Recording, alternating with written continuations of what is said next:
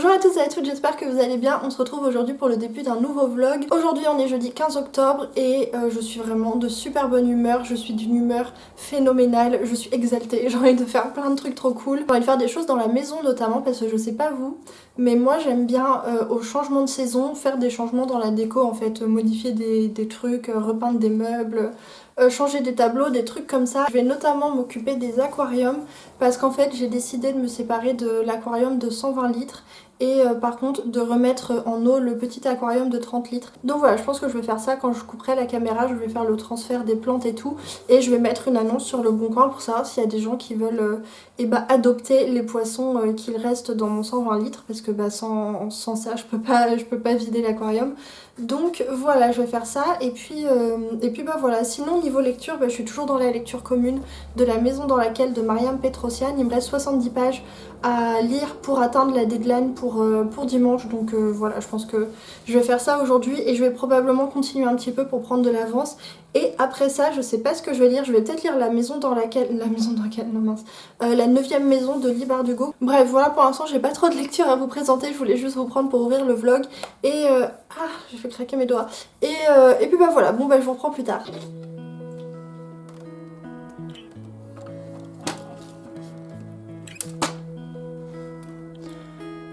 Ça c'est une plante que j'aime beaucoup, c'est une Anubia et en fait c'est une plante particulière, il faut pas planter les racines dans l'eau parce que sinon ça fait pourrir les racines, il faut la faire accrocher en fait autour d'une racine ou autour... d'une racine en bois ou autour de cailloux, de galets ou de pierres et voilà, je trouve ça vraiment trop joli, en plus elle a bien pris, elle a une super couleur. Et du coup pareil pour celle-ci, j'ai pas franchement envie de m'en séparer, surtout que quand je l'ai eu cette plante à la base il y avait qu'un seul pied, elle était toute petite et elle s'est vachement bien développée, j'ai pu la couper en deux et franchement les deux elles ont méga bien pris, elles sont trop belles. Du coup j'ai envie de les garder mais dans le petit aquarium il n'y aura pas la place pour les deux. Et ça là c'est de la Vallisneria, c'est un peu comme de l'herbe mais pour les aquariums et normalement ça pousse super bien, c'est ce qu'on appelle des plantes à croissance rapide mais moi elles ont pas très bien, enfin elles avaient bien pris la première fois que j'avais fait l'aquarium mais elles ont pas très bien vécu le déménagement je crois. Va-t'en le chat.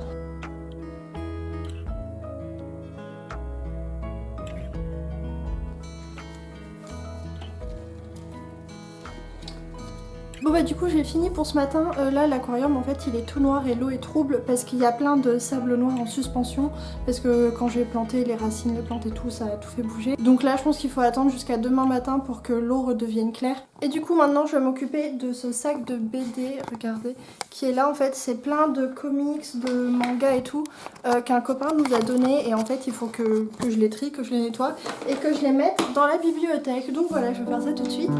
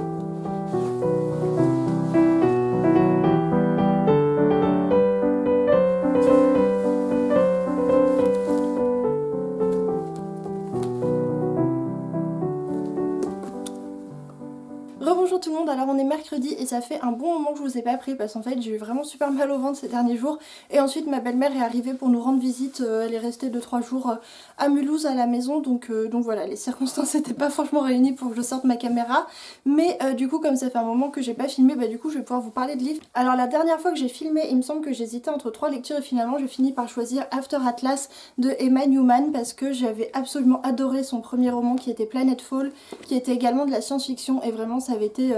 un coup de cœur, c'est un livre qui m'a vraiment marqué, qui était vraiment, enfin que vraiment j'avais adoré. Donc j'étais très curieuse de découvrir celui-ci qui se passe en plus dans le même univers, puisqu'en fait dans Planetfall on va suivre des personnages qui sont montés à bord d'un immense vaisseau spatial qui s'appelle l'Atlas et qui est parti vers une planète pour découvrir Dieu, puisqu'en fait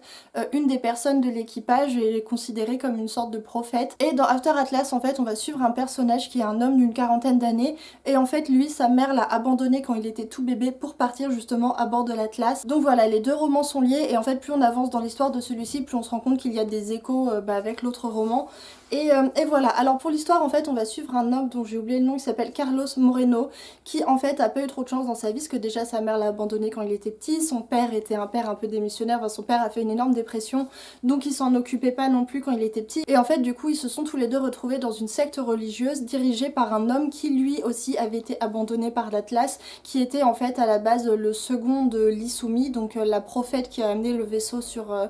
la planète de Dieu et en fait lui il est resté sur Terre, il a été abandonné sur Terre et il a fondé une nouvelle secte religieuse qui s'appelle le Cercle et du coup notre héros va grandir là-dedans mais lui il rêve que d'une chose, c'est de partir. Il réussit à s'échapper sauf qu'en fait au lieu de retrouver sa liberté comme il l'espérait, il va se retrouver aux mains de trafiquants d'enfants et d'esclavagistes et il va être envoyé dans un camp de redressement, un camp de rééducation où en fait on va le conditionner, on va le formater. En fait c'est super pervers parce que dans ce camp de redressement, cette espèce de camp de formation, on te fait croire que t'es super chanceux d'avoir atterri ici et qu'on va te donner une éducation qui est une super éducation, que vraiment t'es super chanceux, mais que en échange de cette éducation, tu as une dette,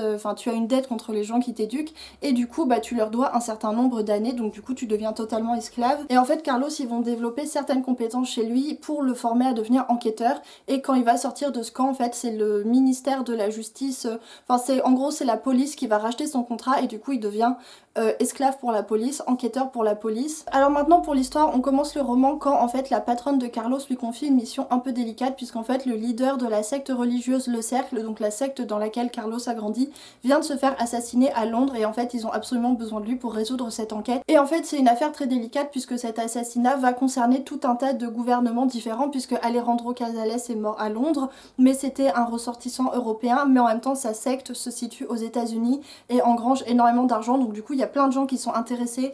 pour savoir ce qui s'est passé et en fait on va découvrir qu'il y a plein de choses qui sont cachées, qui sont un peu moins reluisantes et qui font que les gouvernements veulent soit faire éclater la vérité, soit étouffer un petit peu ce qui s'est passé. Donc voilà, il se retrouve sur cette enquête qui est du coup très difficile pour lui puisque c'est un homme qui l'a connu quand il était petit, un homme qu'il a aimé plus que son propre père, qui lui a sauvé la vie, qui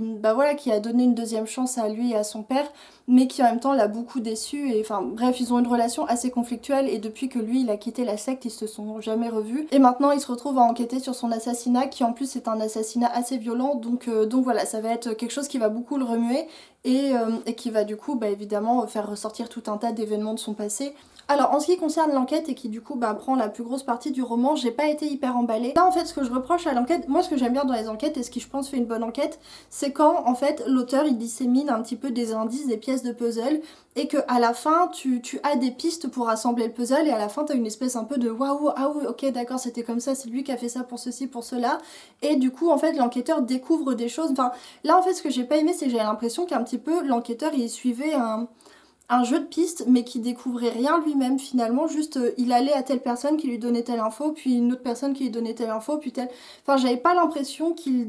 j'avais pas l'impression qu'on découvrait des choses, qu'on déterrait des secrets, j'avais plutôt l'impression qu'on suivait un petit peu une piste ou... Donc voilà, j'ai pas été convaincue par l'enquête et malheureusement c'est ce qui occupe la plus grosse partie du roman, mais par contre j'ai vraiment beaucoup aimé l'univers, j'ai beaucoup aimé le traitement de la vie politique et économique de cet univers là, j'ai trouvé qu'il y avait plein de petits détails qui étaient hyper intéressants et qui faisait vraiment sens et qui permettait vraiment de se projeter. J'ai aussi beaucoup aimé le personnage principal, en fait je trouve que c'est difficile de pas s'attacher à lui. En fait l'autrice elle a vraiment un talent assez fou je trouve pour parler de la psychologie humaine, pour parler des blessures psychologiques et de la détresse psychologique des personnages, et en fait on est tellement dans sa tête, on comprend tellement sa souffrance, on comprend tellement son parcours et les choses qui l'ont mené à penser ce qu'il pense et à être ce qu'il est, qu'en fait c'est quasiment impossible de pas s'attacher à lui et de pas avoir d'empathie pour lui, parce que l'autrice le rend super humain en fait, donc voilà, j'ai beaucoup aimé le traitement psychologique des personnages. En ce qui concerne la fin maintenant, alors du coup au niveau de l'enquête, comme je vous ai dit, c'est pas une fin qui est vraiment surprenante, enfin qui fait pas un effet de surprise. Par contre ce qui est intéressant c'est au niveau du développement du personnage qui en fait plus il avance dans l'enquête, plus il fait face à des dilemmes et plus il fait face à des choix concernant lui, sa vie personnelle, ce qu'il doit faire, ce qu'il va faire. Ce qui est bien, ce qui est mal, et en fait lui son objectif dès le début du roman c'est d'une manière ou d'une autre de conserver sa liberté puisque comme il est esclave il veut conserver le peu de liberté qu'il a, voire retrouver une liberté complète, et en fait il y a plein de problématiques comme ça qui le suivent et en fait à la fin il se retrouve face à des choix un petit peu compliqués. Donc voilà, globalement c'était une lecture sympa mais c'était pas non plus incroyable et j'en garderai probablement pas un souvenir impérissable. Par contre si l'autrice faisait un troisième tome, le troisième tome serait mais totalement ouf. Parce que entre ce que nous on sait du tome 1 de Planetfall et ce que nous on apprend dans celui-ci et notamment la fin de celui-ci, si elle faisait le tome 3 dans le même univers, la suite de ça, ce serait vraiment trop bien, ce serait complètement dingue. J'espère que c'est prévu, j'espère que c'est en projet et qu'elle va écrire ce tome 3 qui ferait que les deux trucs se rencontreraient. Et avant de passer à un autre livre, je préfère prévenir aussi qu'il y a quand même un gros trigger warning, suicide, pendaison et violence graphique dans le roman. Donc voilà pour After Atlas, et maintenant je vais pouvoir vous parler de La maison dans laquelle de Mariam Petrosian que j'ai terminé hier. Et rebonjour tout le monde, alors on est vendredi et j'ai coupé un petit peu abruptement ce que je racontais la dernière fois que je vous ai pris, donc c'était avant-hier mercredi, parce qu'en fait je me suis rendu compte en visionnant les images pour faire le montage qu'on comprenait rien du tout à ce que je racontais en fait, parce que mercredi j'avais vraiment la tête dans les choux et du coup je racontais des trucs mais c'était pas clair, du coup je me suis dit bon autant du coup couper, et je vous parlerai une autre fois du livre. Je vous parlais en fait du livre du coup La maison dans laquelle de Mariam Petrosian, voilà, et en fin de compte je pense que le mieux c'est encore que je le laisse un petit peu reposer pour que je puisse vous en parler correctement, parce que c'est un livre qui est tellement bizarre, qui est tellement compliqué, qui est tellement dense, enfin à la fois il se passe plein de choses et à la fois il se passe rien en fait, donc du coup c'est super difficile d'en parler, donc voilà, je préfère prendre le temps d'un petit peu réfléchir à ce que je vais vous dire plutôt que voilà, que encore essayer de vous raconter des trucs et que finalement je vous raconte n'importe quoi, donc voilà. Mais vous le voyez ou pas là, mais... Bon, je crois que je vais aller lui ouvrir, elle me fait de la peine. Allez monsieur. Allez. Allez. Et sinon je voulais aussi vous montrer 2-3 petites choses, parce qu'en fait j'ai acheté des livres la semaine dernière, enfin j'ai acheté un livre et ma belle-mère m'en a offert un autre, donc en fait quand elle est venue la semaine dernière on est passé en librairie et elle m'a offert L'ours et le rossignol de Catherine Arden dans la collection Folio SF. Là j'aime beaucoup ces collections, je les trouve super jolies et voilà, en plus c'est un livre que j'avais super envie de lire, je suis trop contente de l'avoir. Je pense que c'est une lecture qui sera vraiment parfaite pour la période hivernale, je sais pas, début décembre par exemple, pour se mettre dans l'ambiance de Noël avec de la neige, des grands pins enneigés et tout, ça va être vraiment trop cool. Donc voilà, j'ai hâte de le dire. Oui, je vous ai pas dit de quoi ça parlait, mais je pense que vous l'avez déjà vu passer ce livre. C'est le premier tome d'une trilogie inspirée des contes russes, et en fait je sais pas trop si c'est de la fantaisie ou du fantastique, mais en tout cas voilà, c'est dans une ambiance russe, une ambiance enneigée, et on va parler d'esprit de la forêt et de trucs comme ça, et ça a l'air vraiment trop cool, donc voilà, je suis trop contente. Et sinon quand je suis passée à la librairie de bande dessinée parce que je voulais acheter le tome 5 du Comics Preacher à mon copain, je suis passée devant ces mangas en fait qui sont La Reine d'Égypte, et en fait il y avait une offre, vous savez les petits offres où le tome 1 et le tome 2 sont par paquet, et en fait tu payes que le tome 1 et le tome 2 t'est offert. Et en fait j'étais assez curieuse de découvrir cette saga de manga, je sais pas combien il y en a mais bref, j'avais envie d'une petite lecture voilà, détente, pas prise de tête, donc voilà, je me suis pris ces deux mangas, enfin j'ai payé le tome 1 et le tome 2 était offert, et je les ai pas encore lus en fait parce que là je viens juste de commencer mes lectures d'Halloween. Donc voilà, je me suis fait une petite pile à lire avec plein de livres qui mettent un petit peu de l'ambiance d'Halloween, des livres qui parlent de sorcières, qui parlent de magie, des livres un peu flippants, un peu inquiétants, mais pas trop. Enfin si, il y a Rosemary's Baby qui a l'air d'être un peu flippant quand même, mais je crois que c'est le plus horrifique ou horrifique. Bref, que c'est le plus flippant que j'ai sélectionné, mais je vous les montrerai tout à l'heure. Et donc j'ai commencé un nouveau roman, j'ai commencé La 9e maison de Leigh Bardugo, qui est du coup un roman de fantastique pour adultes, alors que Leigh Bardugo était plutôt habituée à la fantasy young adulte. Et pour l'instant j'aime beaucoup, alors je l'ai commencé il y a quelques jours et j'en suis à la page 220. Et voilà, j'aime bien. Alors le début était un peu ardu parce qu'en fait on comprend pas bien ce qui se passe. Il y a en plus un jeu sur la temporalité, donc du coup on a du mal parfois à distinguer ce qui se passe dans le présent, ce qui se passe dans le passé lointain et ce qui se passe dans le passé proche. Et voilà, j'étais un petit peu perdue, mais voilà, maintenant j'ai pris le rythme et en plus je me suis habituée au personnage, je me suis habituée à l'ambiance. C'est vrai que c'est super sombre et que j'étais pas forcément préparée à ça. Oui, c'est assez sombre quand même, franchement c'est assez dur, il y a des scènes qui sont vraiment violentes, mais franchement j'aime beaucoup et j'ai vraiment hâte de lire la suite. Je pense que je vais lire ça aujourd'hui parce qu'en fait je suis super fatiguée, j'ai très mal au ventre en ce moment, donc je pense qu'aujourd'hui ça va être journée lecture dans le canapé et voilà, ça va être très bien comme ça, et j'ai bon espoir du coup de finir ça d'ici ce soir. Du coup voilà, je vous en parlerai quand je l'aurai terminé. terminé parce que là j'en suis que à la moitié, un petit peu moins de la moitié. Donc voilà, bah du coup je vais vous laisser et puis bah moi je vais aller lire ça dans mon canapé avec mes chats et une couette et puis voilà, du coup je vous reprends plus tard. Rebonjour tout le monde, alors on est samedi et je voulais du coup vous montrer ma pile à lire d'Halloween qui est un petit peu éparpillée parce que c'est le bazar en ce moment. Donc voilà, alors le premier livre c'est Secret de sorcière qui est un livre illustré qui parle du coup de l'histoire de la sorcellerie, de l'histoire des sorcières à travers le temps et qui est vraiment super beau et qui est vraiment magnifiquement illustré. Ensuite j'ai aussi Les filles de Salem de Thomas Gilbert qui est du coup un roman graphique qui parle du début de la chasse aux sorcières à Salem et d'après ce que vous m'en avez dit c'est vraiment super bien, donc voilà j'ai vraiment hâte de le lire. Il y a aussi le premier tome des Sœurs Carmine, donc le complot des corbeaux de Ariel Holz qui est plutôt de la fantaisie jeunesse et qui a l'air super chouette. Alors ensuite on a Le Roi en jaune de Robert Chambers qui est un recueil de nouvelles qui parle de la folie et que l'Olifant avait conseillé sur sa chaîne. La Voix du feu de Alan Moore qui est là encore un recueil de nouvelles qui là j'ai l'impression parle plutôt de magie noire, un petit peu de sorcière, de trucs un peu maléfiques dans un village et que en fait d'ailleurs j'ai commencé hier mais bref je vous dirai tout à l'heure pourquoi j'ai arrêté. J'ai aussi mis Chevauche Brume de Thibault Lati-Nicolas qui est de la fantaisie adulte où en fait on va suivre un groupe de soldats, enfin plusieurs troupes de soldats qui vont à la frontière lutter contre une espèce de brume maléfique de laquelle sortent des créatures et tout aussi maléfiques. Et j'ai également mis Rosemary's Baby de Ira Levin ou Levine je sais pas, qui est du coup là encore du fantastique horrifique ou horrifique, vraiment c'est la plus grande question de ma vie, je sais pas lequel se dit, mais voilà, celui-ci m'a été conseillé par ma libraire quand j'étais encore à Lyon et voilà, je pense que vous connaissez l'histoire donc j'avais mis ça aussi. Et j'avais également mis dans ma pile à lire d'Halloween La 9e maison de Lee Bardugo et du coup celui-ci je l'ai terminé hier donc je vais pouvoir vous en parler, tout de suite. Bref, du coup je vais changer de place parce que là je vous avoue que c'est pas super confortable, le sol est froid en plus et je vais vous parler du coup de La 9e maison et je vais aller faire ça dans le canapé, je pense que je serai plus à l'aise. Du coup je vous disais qu'hier j'ai terminé La 9e maison de Lee Bardugo et franchement ça a été une super lecture, vraiment une très très bonne lecture. Alors je sais pas si je peux dire que c'est un coup de cœur, le temps me dira si vraiment il me marque sur la durée, mais en tout cas j'ai passé vraiment un excellent moment de lecture. Le début du livre est un petit peu laborieux puisque comme il y a plusieurs temporalités, et c'est un peu difficile parfois de raccrocher les wagons et de se situer dans tout ce qui se passe. En fait il y a 3 temporalités, il y a le présent à Yale, il y a le passé à Yale et il y a le passé du personnage principal avant que tout ça commence et du coup en fait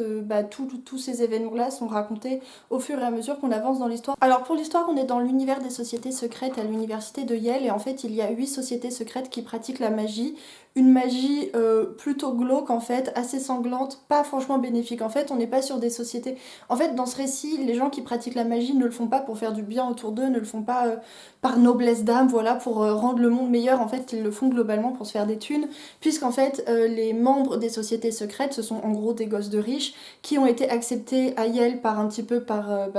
déterminisme social et parce qu'ils sont pétés de thunes. En fait leurs parents ou leurs grands-parents, en fait il y a des membres de leur famille qui sont des anciens élèves de Yale et qui sont des anciens élèves, enfin d'anciens membres des sociétés secrètes, ce qui fait que voilà, il y a toute une filiation de personnes riches et influentes qui participent, enfin qui sont membres de ces sociétés secrètes et en fait globalement ils se servent de la magie pour se rendre plus riches, pour se rendre plus puissants, par exemple en trifouillant dans les... Bon là c'est le premier chapitre donc je vous spoil rien, en trifouillant dans les entrailles d'un homme, encore vivant, hein, donc on a sorti illégalement de l'hôpital, on peut faire des pronostics sur les prochaines cotations en bourse ou ce genre de choses. Donc voilà, ils pratiquent une magie qui est pas franchement sympathique, qui ne fait pas franchement du bien au monde qui les entoure, mais qui en fait leur permet d'être encore plus puissants, ce qui fait qu'en fait il y a des gros jeux d'influence et des gros jeux de pouvoir dans ce milieu-là, puisqu'en fait les anciens élèves, qui sont du coup devenus des personnes très influentes et très riches, tiennent à conserver leur argent et à conserver leur influence, donc ils font pression sur le doyen, ils font pression sur l'université pour que les sociétés secrètes perdurent et continuent à exister, pour que la magie continue à les enrichir. Donc voilà un petit peu pour l'ambiance en fait, on est en gros sur une bande de gosses de riches qui pratiquent la magie pour s'enrichir et pour s'amuser, souvent au détriment du reste du monde, du reste de la société, des gens les plus pauvres ou des gens les moins privilégiés. Donc voilà pour l'ambiance, et en fait comme il y a ces 8 sociétés secrètes qui pratiquent la magie, l'université a décidé d'en créer une 9e, donc la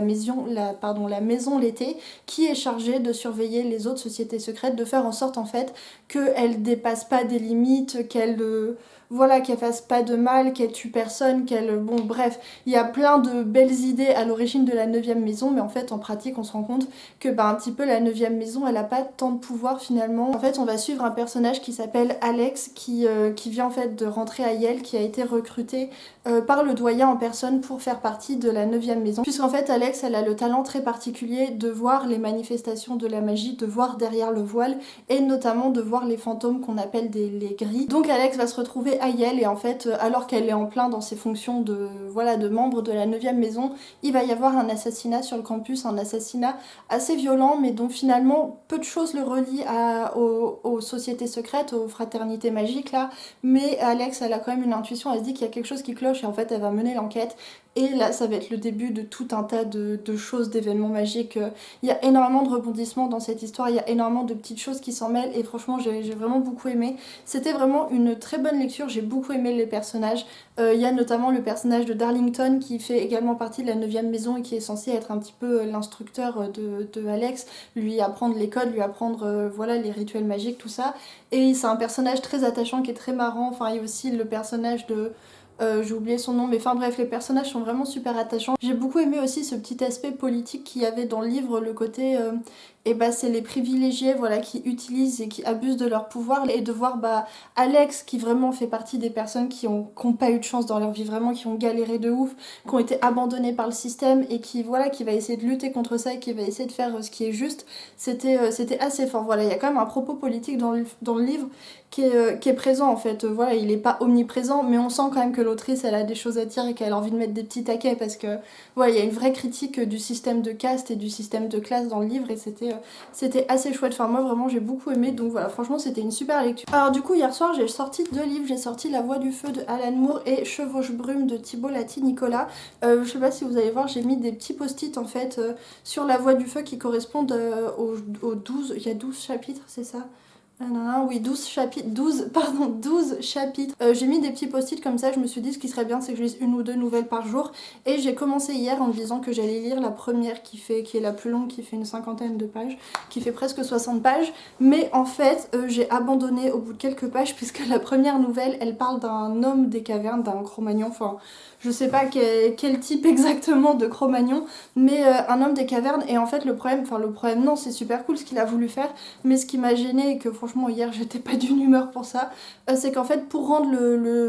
on est dans la tête du personnage et pour rendre sa pensée plus réaliste, en fait plus homme des cavernes, l'auteur a écrit toute cette nouvelle dans un langage hyper primitif en fait, c'est-à-dire que la grammaire est totalement modifiée et que par exemple, je vais vous lire une phrase, hein, vous allez voir vite. Par exemple, au lieu de dire qu'il n'y a pas d'herbe en haut de la colline, il dit herbe et pas en haut de colline et juste terre tout en un rond et la colline est pareil homme peau nue tête de lui debout et moi et tourne figure de moi avant pour sentir mais et pas de sentir qui vient de beaucoup loin. Enfin, en gros vous voyez c'est ce que un style comme ça avec une grammaire super lacunaire avec voilà des... Bon c'est pas notre langue moderne quoi, et d'ailleurs je sais pas si j'ai très envie de la lire cette nouvelle parce que je trouve en fait il y aurait qu'une dizaine de pages, je ferais l'effort, mais 60 pages comme ça je suis pas sûre en fait que mon cerveau va s'habituer. Je pense que l'auteur il comptait là-dessus, que notre cerveau s'habituerait à cette langue-là et qu'on finirait par la lire sans faire attention. Mais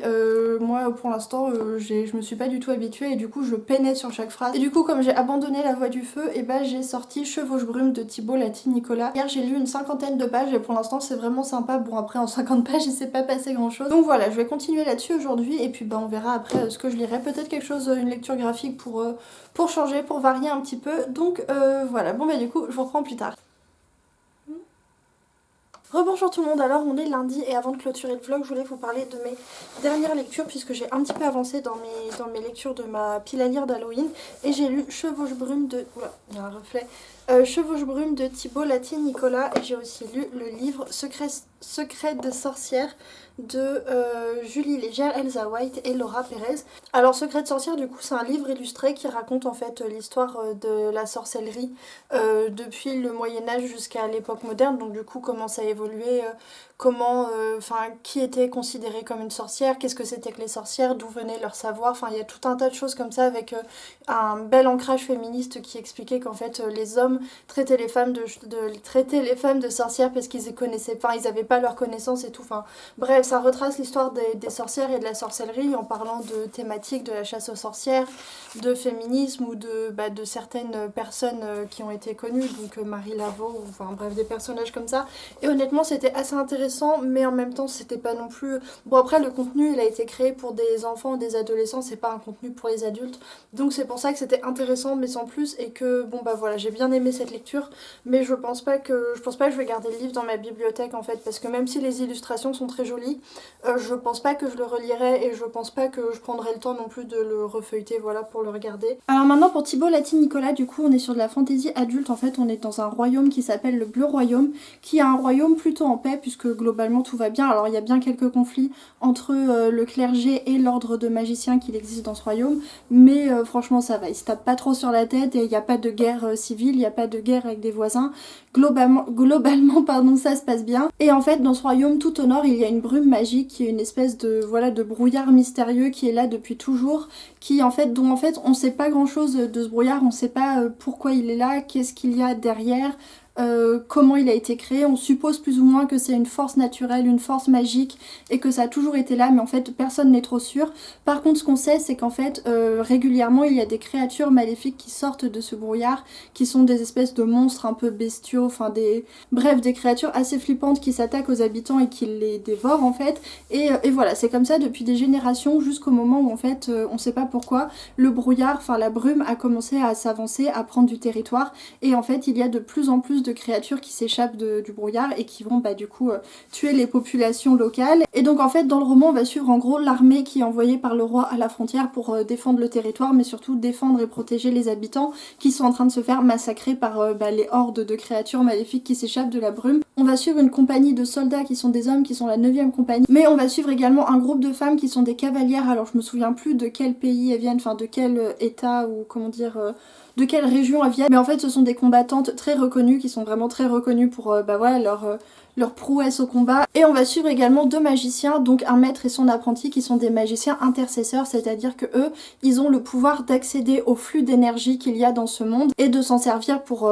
pour faire des prouesses magiques avec. Et du coup en fait tout ce petit monde va se rendre à la frontière et va du coup essayer d'arrêter la brume et va essayer de protéger une espèce de forteresse qui est totalement assaillie par les créatures. Et voilà en gros pour l'histoire. Alors on est sur une ambiance très très guerrière parce que du coup on va suivre essentiellement des soldats. Vous savez, il y a un petit peu cette ambiance camaraderie entre soldats, viens que je te tape sur l'épaule, viens boire un coup, ou enfin vous voyez un petit peu ce côté, les blagues de soldats ou la vie de soldats, enfin on suit vraiment leur quotidien en fait de guerriers. Il y a aussi beaucoup de scènes de combat. Moi personnellement les scènes de combat c'est pas franchement ce que je préfère lire. J'ai bien aimé en fait le ton du livre parce que enfin il y a vraiment ce côté vraiment fraternité et camaraderie, et c'est assez drôle aussi. Il y a des passages vraiment qui sont drôles puisqu'en fait on les voit qui interagissent les uns avec les autres et qui s'envoient des petits taquets ou qui sont des petites blagues, et c'était assez sympa. J'ai bien aimé aussi le côté féministe parce que du coup même si c'est un univers très guerrier, du coup on pourrait penser surtout fait pour des hommes,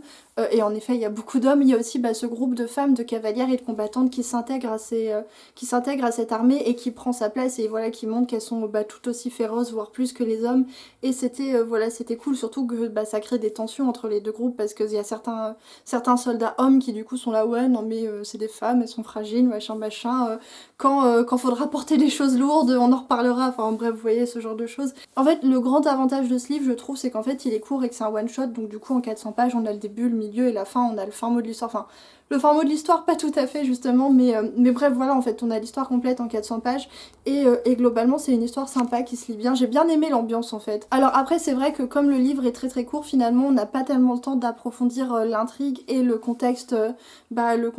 enfin l'univers du roman finalement, tout le côté histoire magique et histoire du royaume qui sont d'ailleurs assez importants pour la résolution de l'intrigue, et on le survole beaucoup et c'est un petit peu dommage parce que les éléments qui sont donnés sont assez intrigants. Donc voilà, il a l'avantage d'être court et du coup ça se lit bien et ça va vite et on n'a pas le temps de s'ennuyer, mais le désavantage d'un livre aussi court en fantasy c'est que du coup on a un petit peu l'impression de survoler certains points. Du coup c'était plutôt une bonne lecture, c'est pas une lecture incroyable et ce serait clairement pas ma meilleure lecture de 2020, mais voilà c'était plutôt sympa à lire et je suis contente de l'avoir lu, et je suis contente surtout en un seul livre d'avoir eu une histoire entière, parce que ça c'est assez rare en fantasy quand même qu'on ait des one shots et qu'on ait surtout des one shots qui fassent que 400 pages. Donc voilà, c'était quand même une bonne lecture et voilà. Donc voilà pour mes lectures de la semaine. semaine. Bon bah du coup là-dessus je pense que je vais clôturer le vlog, j'espère que ça vous a plu. N'hésitez pas à me laisser un commentaire et à vous abonner. Et puis bah du coup je vous souhaite de bonnes lectures et je vous dis à la semaine prochaine.